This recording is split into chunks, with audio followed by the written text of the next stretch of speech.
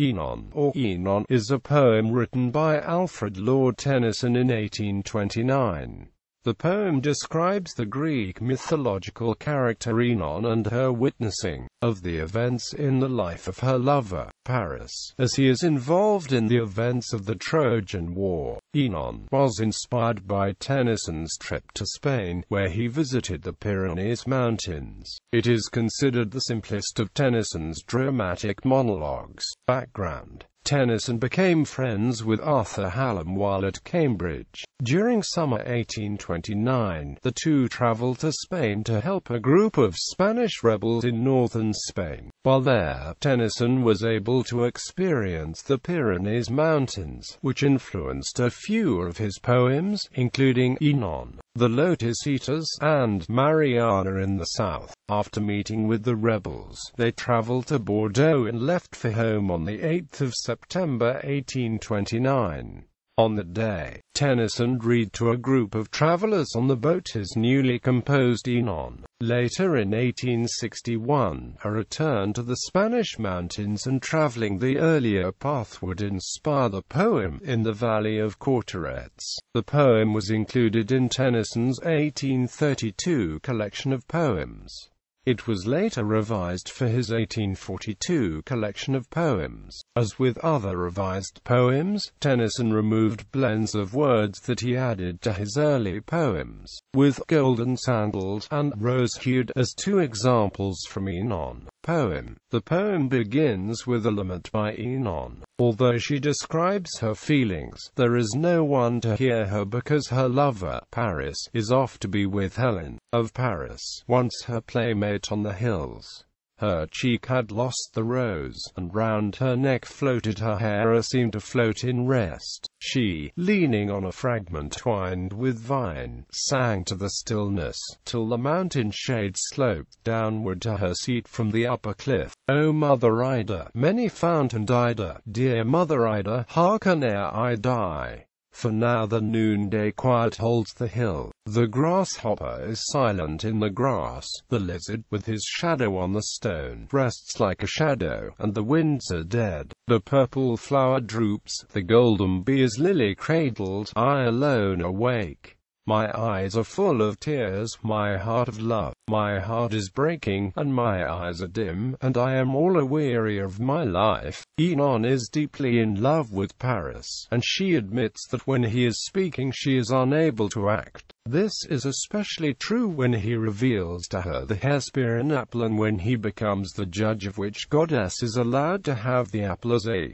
gift. He smiled, and opening out his milk-white palm disclosed a fruit of pure Hesperian gold that smelled ambrosially, and while I looked and listened, the full-flowing river of speech came down upon my heart.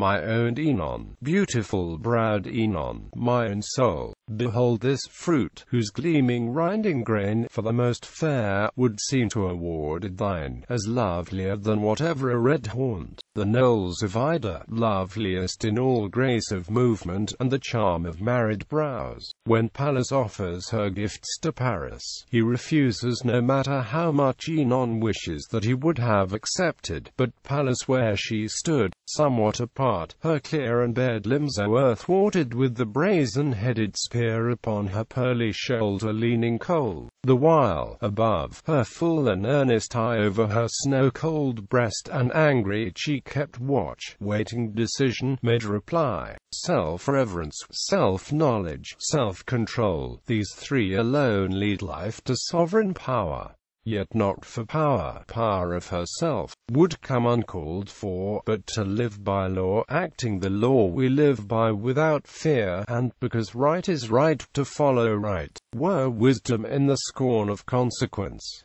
Asterisk, asterisk, asterisk, asterisk, asterisk, here she ceased and Paris responded, and I cried, O Paris, give it to Pallas. But he heard me not, or hearing would not hear me. Woe is me! Aphrodite, the love goddess, follows Pallas and offers a gift that competes against Œnone's role as Paris's wife. This causes Œnone to resort to emotionally appealing Paris. Idalian Aphrodite, beautiful, fresh as the foam, new bathed in Paphian wells, with rosy slender fingers backward drew from her warm brows and bosom her deep hair ambrosial, golden round her lucid throat and shoulder, asterisk, asterisk, asterisk, asterisk, asterisk. She with a subtle smile in her mild eyes, the herald of her triumph, drawing nigh half whispered in his ear, I promise thee, the fairest and most loving wife in Greece. She spoke and laughed. I shut my sight for fear, asterisk, asterisk, asterisk, asterisk, asterisk, fairest. Why fairest wife? Am I not fair? My love hath told me so 1,000 times. Methinks I must be fair, for yesterday, when I passed by a wild and wanton part, I'd like the evening star, with playful tail crouched fawning in the weed. Most loving is she, me, my mountain shepherd, that my arms were wound about thee, and my hot lips pressed close, close to thine in that quick falling dew of fruitful kisses, thick as autumn rains, flash in the pools of whirling Simois. The poem concludes with Œnone describing contemporaneous events. I will rise and go down into Troy, and ere the stars come forth talk with the wild Cassandra, for she says a fire dances before her, and a sound rings ever in her ears of armed men. What this may be I know not, but I know that, wheresoe'er I am by night and day, all earth and air seem only burning fire.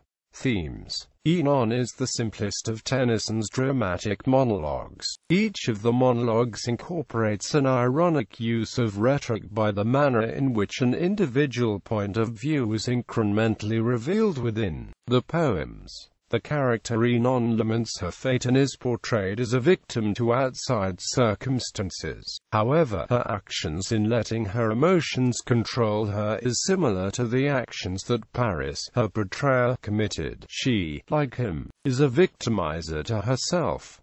Œnone is similar to other females in Tennyson's poems. In particular, she is a combination of the character Mariana, a quiet woman who suffers like a prisoner as she waits for her lover to return, and Fatima, who loses her mind and submits to her intense passions while losing herself in the material world. The refrain, Dear Mother Ida, hearken ere I die, reveals Œnone's imprisonment to both the situation she finds herself in and to her emotions. When Paris is offered self-reverence, self-knowledge, self-control by Pallas, Œnone cries out for him to accept the gifts above the others. When he refuses, she is dominated by her emotions in the same way Paris is dominated by his own. Instead, her actions are closer to those of Aphrodite, the goddess that Œnone competes against for Paris's affection. The jealousy and possessiveness of Œnone is similar to Tennyson's feelings at the time for Hallam's company, as Tennyson believed that he would be separated from his friend by a woman.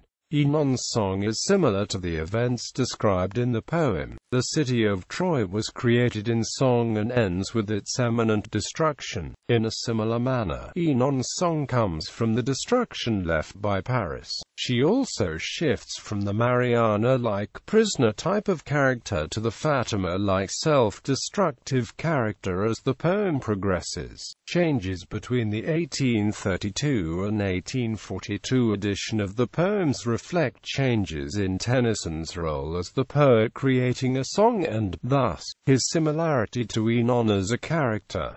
Critical response. Tennyson's 1832 collection of poems was savaged by John Wilson Croker in a Quarterly Review article of April 1833.